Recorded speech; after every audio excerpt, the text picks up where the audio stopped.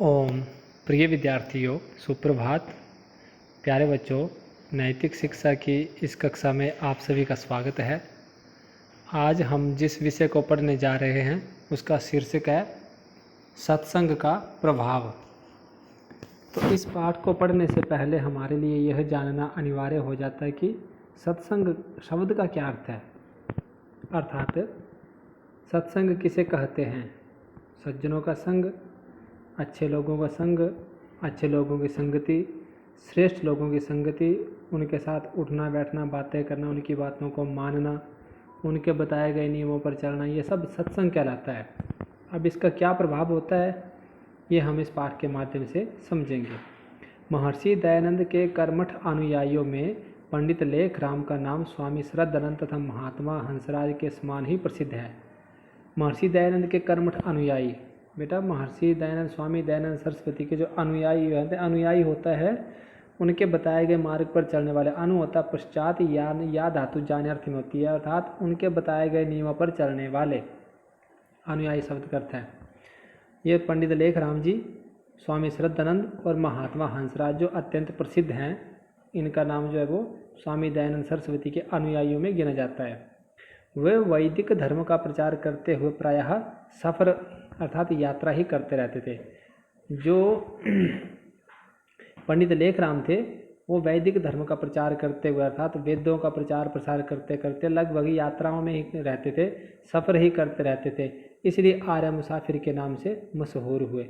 इसलिए उनको आर्य मुसाफिर नाम से उनको जाना जाता था। मुसाफिर मतलब हमेशा घूमते रहने वाला, और आर्य मतलब आर्य धर्म का, वैदिक धर्म का प्रचार करने के कारण उनको आर्य मुसाफिर के नाम से जाना जाता था।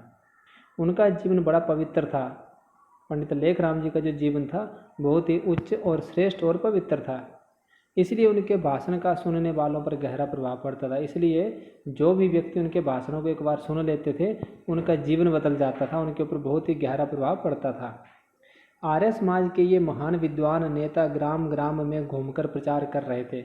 ये महान विद्वान जो पंडित लेखराम थे, आर्य समाज के प्रसिद्ध नेता, ये गांव गांव में घूमकर बेटा क्या कर रहे थे? ये आर्य समाज का प्रचार कर रहे थे, आर्य समाज के वैदिक धर्म का प्रचार कर रहे थे। एक ग्राम में पहुंचे तो उस प्रदेश का डाकू मुगला भी उनके व्याख्यान को सुनने के लिए आ गया। अब ऐसे प्रचार करते करते, क्योंकि वो तो हमेशा सफ़र में ही, यात्रा में ही रहते थे, ऐसे ही प्रचार करते करते जब वो एक गाँव में पहुँचे, वहाँ का एक प्रसिद्ध डाकू था जिसका नाम था मुगला। वो भी पंडित लेखराम का व्याख्यान सुनने के लिए वहाँ आ गया। इसके कई साथी भी दूसरे लोगों के साथ बैठ गए। अब बहुत बड़ा पंडाल लगा हुआ था। पंडित लेखराम जी जो थे वो अपने वैदिक धर्म का प्रचार कर रहे थे, तो उनके जो मुगला डाकू के जो साथी आए वो अलग अलग स्थानों पर दूसरे लोगों के साथ जा कर के बैठ गए। ग्राम के लोगों ने जब मुगला को देखा और पहचाना तो उनके पैरों तले से धरती निकल गई। अब जब गांव के लोग उस पंडाल में बैठे हुए थे, आर्य पथिक पंडित लेखराम जी के वचन प्रवचन सुन रहे थे, तो वहाँ पर बैठे हुए, पंडाल में बैठे हुए लोगों ने जब मुगला डाकू को देखा तो मानो कि उनके पाँव के नीचे से ज़मीन ही खिसक गई। मतलब वो डर गए। एक एक करके वे उठने लगे और धीरे धीरे वो चुप चुप करके उठ करके जाने लग पड़े। पंडित लेखराम जी व्याख्यान दे रहे थे, और पंडित लेखराम जी जो थे वो आर्य समाज का, वैदिक धर्म का व्याख्यान दिए जा रहे थे। लोग उठकर जा रहे थे, वो बोलते जा रहे थे और लोग डर के मारे उठ करके अपने अपने घरों की ओर जा रहे थे। उन्हें आश्चर्य हुआ कि यह क्या हो रहा है। धीरे धीरे सभी लोग चले गए। यह देख करके पंडित लेखराम जी आश्चर्यचकित हो गए, हैरान हो गए कि यह आखिर क्या हो रहा है कि सब लोग उठ करके अपने अपने यहाँ से जा रहे हैं। केवल मुगला और उसके साथी रह गए। वहाँ पर केवल दो ही व्यक्ति, एक मुगला और उसके जो साथी सहयोगी थे, उसके जो दल की जो टीम के जो व्यक्ति थे, वो केवल वहाँ पे रहे, बाकी सब लोग उठ करके चले गए। पंडित लेखराम जी भाषण दे रहे थे, और पंडित लेखराम जो थे वो अपने भाषण को बोलते रहे, वो चुप नहीं हुए, उन्होंने अपना भाषण बंद नहीं किया। वे कर्म के संबंध में बोल रहे थे। क्या बोल रहे थे? कर्म के संबंध में बता रहे थे कि आखिर कर्म क्या है। तो बेटा एक नीचे पंक्ति लिखी है, ध्यान से पढ़ेंगे आप लोग भी। अवश्यमेव भोक्तव्यम कृतम कर्म शुभाशुभम, अर्थात जो भी शुभ अथवा अशुभ कर्म तुमने किए हैं उनका फल तुम्हें अवश्य भोगना पड़ेगा। और बेटा ये यार यथार्थ सत्य है। ये जब भी केवल मुगला डाकू ही नहीं, अपितु हम लोगों ने भी जो भी कर्म करते हैं हम, वो उसका फल हमें भोगना ही पड़ता है। एक कहावत है कि जो जैसा बीज बीजता है फसल भी वैसी ही काटता है। इसलिए यदि अच्छे कर्म करोगे तो अच्छा फल पाओगे, बुरे कर्म करोगे तो बुरा फल भी भोगना पड़ेगा आपको। एक छोटा सा उदाहरण देता हूँ। यदि आप लोग साल भर अच्छी स्टडी करते हैं, अच्छी मेहनत करते हैं, तो अंत में आपका परिणाम भी अच्छा रहता है, आप ए ग्रेड में पास हो जाते हैं। उसका अर्थ आ गया आपका कर्म। आपने अच्छा कर्म किया था, पूरी मेहनत की थी। और यदि आप स्टडी नहीं करते, कर्म करते ही नहीं हैं, तो साल के बाद आप फेल भी हो सकते हैं।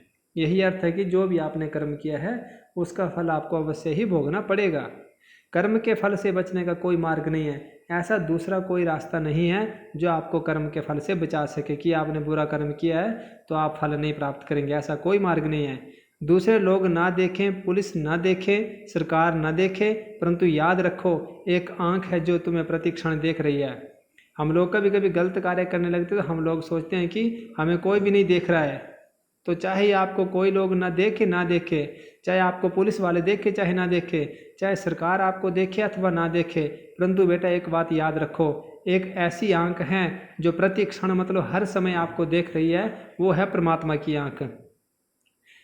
भगवान आपको पढ़ाया जाता है एनएस में कि परमात्मा कण कण में विद्यमान है, तो वो हर जगह रहते हैं, वो हमारी हर एक गतिविधि को देखते हैं। तुम्हारे हृदय के भीतर जो कुछ होता है उसे भी वह जानती है। जो आँख है परमात्मा की, वो हमारे हृदय में, हमारे मन में दूसरों के प्रति क्या विचार चल रहा है उसे भी अच्छी तरह जानती है। उससे बचने का कोई मार्ग नहीं है, उस आँख से कोई नहीं बच सकता है। वो जो परमात्मा की जो दिव्य आँख है उससे कोई नहीं बच सकता है। प्रत्येक व्यक्ति को उसके कर्म का वह फल देती है। वह आँख परमात्मा की है जो सर्वव्यापक है।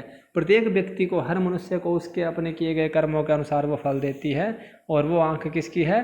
परम पिता परमेश्वर की है बेटा, जो इस संसार में सर्वव्यापक है। सर्वव्यापक मतलब हर जगह रहने वाली है। इस तरह पंडित लेखराम जी व्याख्यान दे रहे थे। फिर क्या हुआ? व्याख्यान समाप्त हुआ तो मुगला ने पंडित लेखराम जी के पास जाकर कहा, आप कौन हैं? जब ऐसे स्वामी पंडित लेखराम जी ने अपना भाषण खत्म किया, अपना व्याख्यान बंद कर दिया, बोल करके वो शांत हो गए, तो मुगला डाकू उठा और पंडित लेखराम जी के पास आकर के बोला। क्या बोला? आप कौन हैं? पंडित जी ने कहा, मैं लेखराम हूँ। क्या कहा उन्होंने? कि मैं लेखराम हूँ। डाकू ने कहा, मैं एकांत में आपसे कुछ बातें पूछना चाहता हूँ, क्या आपसे मिल सकता हूँ मैं? तो डाकू मुगला बोला कि मुगला डाकू बोला कि मैं आपसे कुछ अकेले में मिलना चाहता हूँ और कुछ बातें पूछना चाहता हूँ। क्या मैं आपसे मिल सकता हूँ? क्या आप मुझे समय दे सकते हैं मिलने के लिए? लेखराम जी ने कहा, अवश्य मिल सकते हो। तो पंडित लेखराम ने क्या कहा कि हाँ, आप मिल सकते हैं, अवश्य मिल सकते हैं। मैं आर्य समाज में ठहरा हूँ, वहीं आ जाना। मैं आर्य समाज में रुका हुआ हूँ, आप कृपा करके वहीं आ जाओ। रात्रि के समय मुगला और उसके साथी समाज के भवन में जा पहुँचे। जैसे ही रात हुई तो मुगला डाकू और उसके साथी वो सब मिलकर के आर्य समाज के भवन में पहुँच गए। ग्राम वालों ने समझा आपत्ति आई है, ये लोग बेचारे पंडित जी को लूटने आए हैं। अब गांव वालों ने सोचा कि कोई ना कोई आपत्ति आ गई है, भयंकर आपत्ति आ गई है। ये जो लोग आए हैं डाकू मुगला और उसके साथी, ये बेचारे पंडित जी को लूटने आए हैं। परंतु मुगला ने हाथ जोड़कर पंडित जी से कहा, आप जो कह रहे थे प्रत्येक कर्म का फल अवश्य भोगना पड़ता है, तो क्या यह ठीक है? मुगला ने हाथ जोड़ करके कहा। मुगला हाथ जोड़ के पंडित लेखराम जी से क्या कहने लगा कि आप जो कह रहे थे कि पंडित जी आप जो बता रहे थे कि प्रत्येक कर्म का फल अवश्य भोगना पड़ता है, कि हमें हर कर्म का फल अवश्य भोगना पड़ता है, तो क्या यह ठीक है? कि क्या ये सत्य बात है? पंडित जी ने कहा, पंडित जी बोले 100% ठीक है, कि हाँ बिल्कुल ये 100% सही है। ये सत्य बात है कि व्यक्ति जो भी कर्म करता है उसको उसका फल भोगना ही पड़ता है। मुगला बोला, क्या प्रत्येक कर्म का फल भोगना पड़ेगा? तो मुगला डाकू फिर प्रश्न करने लगा कि क्या हर एक कर्म का फल भोगना पड़ेगा?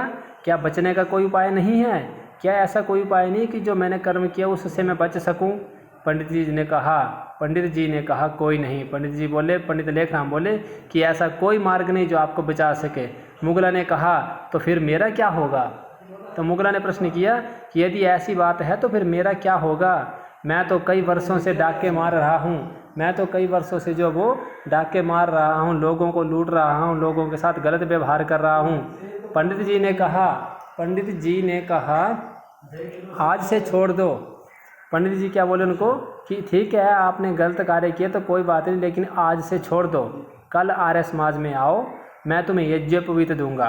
बोला कि कोई बात नहीं, आपने जो कर्म किया है वो तो कर चुके हैं, उसका तो कुछ नहीं होगा, वो तो भुगतना ही पड़ेंगे, लेकिन आज से आगे के लिए गलत कार्य करना छोड़ दो और कल आर्य समाज संस्था में आओ, मैं तुम्हें यज्ञोपवीत दूंगा। मैं वहाँ पर आपको यज्ञोपवीत का अर्थ होता है बेटा जनेऊ, मैं आपको यज्ञोपवीत दूंगा। इसके पश्चात धर्म के मार्ग पर चलो और उसके बाद धर्म के मार्ग पर चलो, क्योंकि जो कर्म हम कर चुके हैं वो तो हमें भुगतना ही है, आगे का कर्म तो हम श्रेष्ठ बना ले। इसके बाद धर्म के मार्ग पर चलो। मुगला और उसके साथी दूसरे दिन आर्य समाज में पहुँचे, सबका जीवन बदल गया। यह सब सत्संग का प्रभाव है। और दूसरे दिन क्या हुआ, मुगला और उसके साथी सभी मिल करके आर्य समाज पहुँच गए, सभी ने यज्ञोपवीत धारण किया पंडित लेखराम जी को गुरु मान करके और अपने जीवन को बदलाव लगा लिया और सबका जीवन बदल गया। ये सब सत्संग का प्रभाव है, ये सब सत्संग का प्रभाव है बेटा। तभी कहते हैं कि अच्छे लोगों की संगति करना, अच्छे लोगों की बातें सुनना, उनके साथ बैठना, उठना, हंसना, खेलना और उनकी कही हुई बातों को मानना, ये सब सत्संग में आता है। तो हम लोग भी इस पाठ से ये शिक्षा लेंगे कि हमें भी बड़ों की बातों को गौर से सुनना चाहिए और मानना चाहिए और सत्संग के नियमों को अपने जीवन में उतारना चाहिए। सत्संग का अर्थ ये नहीं कि कहीं पंडित जी कोई कथा सुना रहे हैं कोई, तो आप वहाँ पे जा करके सत्संग करो, प्रभु का भजन करो, वो करना भी जरूरी है, लेकिन अच्छाई के मार्ग पर चलना, अच्छे लोगों की बातें सुनना, अच्छाई के कार्य करना और सज्जनों श्रेष्ठ और अच्छे लोगों के साथ उठना बैठना, बातें करना, ये सब सत्संग है। तो बेटा ये था हमारा आज का पाठ। आप इस पाठ को ध्यानपूर्वक पढ़ेंगे, सुनेंगे और समझेंगे। और इन शब्दों के साथ मैं अपनी वाणी को विराम देता हूँ। इति ओम शम।